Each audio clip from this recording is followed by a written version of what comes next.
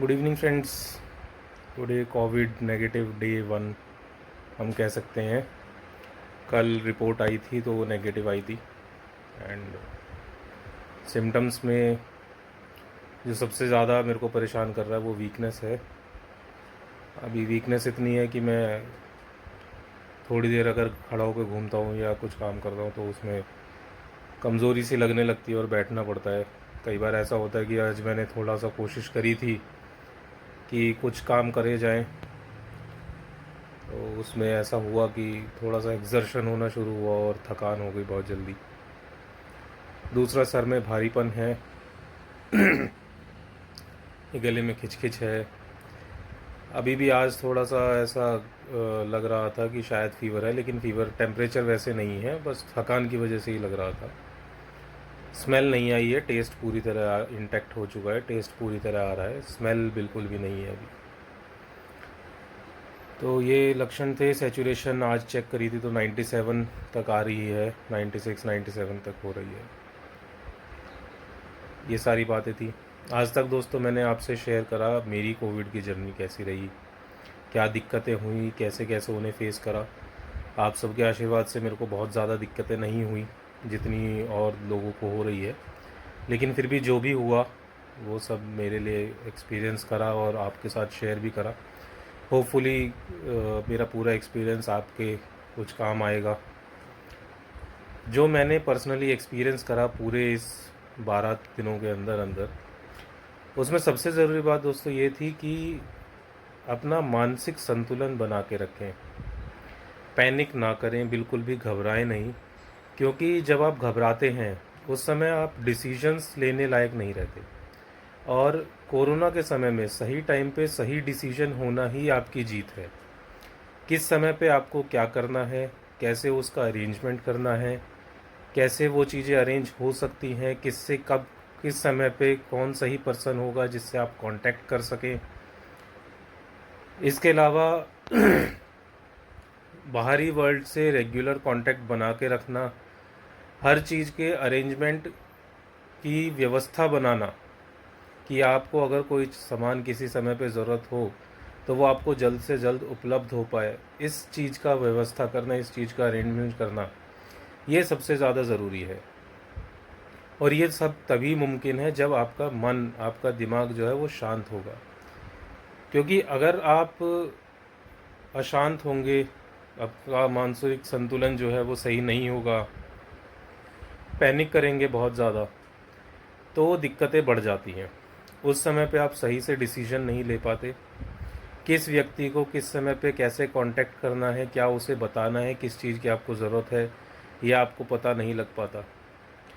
कारण क्यों मानसिक संतुलन सही बना के रखना है, देखिए, जब आप कोरोना पॉजिटिव होते हैं, जैसा मेरे साथ हुआ और बहुत सारे जनों के साथ हो रहा है, तो सबसे पहली चीज़ होती है कि आपको आइसोलेट होना बहुत ज़रूरी है।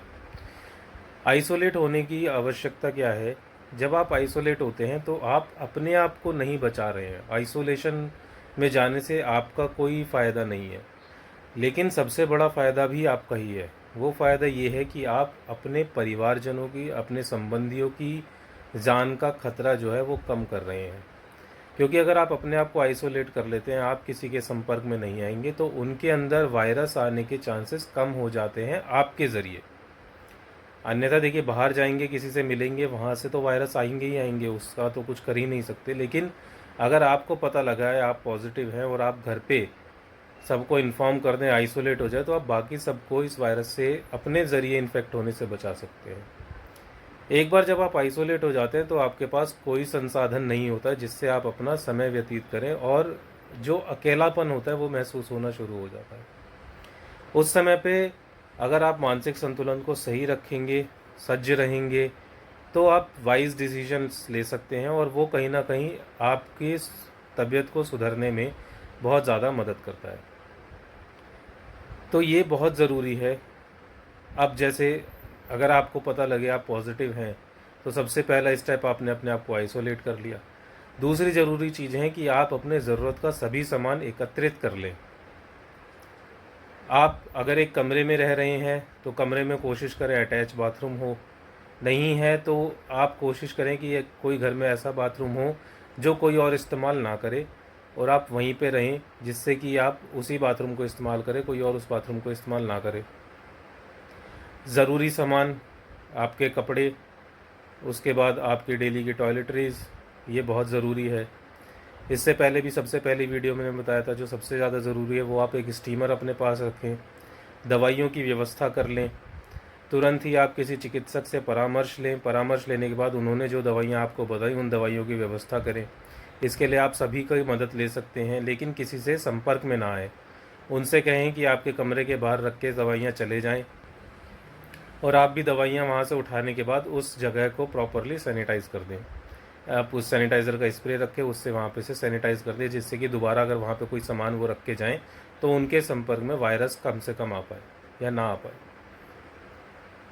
तो ये बहुत छोटी छोटी सी चीज़ें हैं, जो अगर आप पैनिक नहीं करेंगे तो बहुत आराम से और समझ के सारी चीज़ें कर पाएंगे। सिमिलरली ही इसी तरह आप अपने परिवार को भी आप ही गाइड करें, या जो भी जन देख रहे हो वो भी, अगर कोई व्यक्ति पॉजिटिव है या परिवारजन है, उन सबको आश्वासन दें, उन सबको कहें पैनिक ना करें। जनरली ये मैंने भी अपने घर में देखा कि जैसे ही मैंने बताया कि मेरा कोविड रिपोर्ट पॉजिटिव आ गई है, तो एक पैनिक की सिचुएशन क्रिएट होनी शुरू हो गई थी घर में। लेकिन फिर उन सभी को मैंने बताया, समझाया कि कोई घबराने वाली बात नहीं है, घबराओ मत, जो भी होगा मैं उसकी व्यवस्था कर सकता हूँ, कर ली है, और आगे जैसे भी होता रहेगा वो चलता रहेगा। मेरे पास एक सबसे बड़ी सहूलियत ये थी कि मेरा अपना क्लिनिक होने की वजह से सभी दवाइयाँ, जितनी भी आयुर्वेद की दवाइयाँ थी, सभी मेरे पास उपलब्ध थी। तो मेरे को दवाइयों के लिए कहीं बाहर नहीं जाना पड़ा, और जो मेरी असिस्टेंट थी वो सारी दवाइयाँ मेरे को वक्त पे दे रही थी, जो भी मैंने मांगा। कोशिश मैंने ये करी थी कि मैं जब हॉस्पिटल में था, मेरे को पॉजिटिव का पता लगा, तो मैंने वहीं से फ़ोन करके अपनी वाइफ को बता दिया था कि क्या क्या चीज़ों का अरेंजमेंट करना है। उन्होंने पहले ही वो सारी चीज़ें मेरे रूम में रख दी थी। उसके बाद मैंने उन्हें अलग कर दिया था और मैं आइसोलेट हो गया था। दवाइयाँ वगैरह सब मैंने पहले से ही रखवा ली थी, जिससे कि मेरे को बाद में चीज़ों की बार बार ज़रूरत नहीं पड़ी। अन्यथा भी मैंने बाकी सभी चीज़ों का अपने दोस्तों से और जो कलीग्स हैं उनके थ्रू अरेंजमेंट करवा लिया था कि इन केस मेरे को ऑक्सीजन की या किसी और चीज़ की ज़रूरत पड़ती तो वो सब अरेंज कर लिया था। लेकिन ये सब पॉसिबल हो पाया क्योंकि मैं शांत रहा, कभी भी पैनिक की सिचुएशन क्रिएट नहीं हुई, अपने मन को शांत रखा, मनोबल को मजबूत रखा, जिसके ज़रिए ही मैंने ये 12 दिन अकेले काटे हैं। और आप सभी के आशीर्वाद से अब मैं बिल्कुल स्वस्थ हूँ। कमज़ोरी शरीर में है तो वो भी धीरे धीरे बढ़ जाएगी। तो आपको भी अगर कुछ ऐसा लगे कि कभी भी कोई दिक्कत हो रही है, परेशानी है, तो आप निश्चिंत किसी भी समय मुझसे संपर्क कर सकते हैं।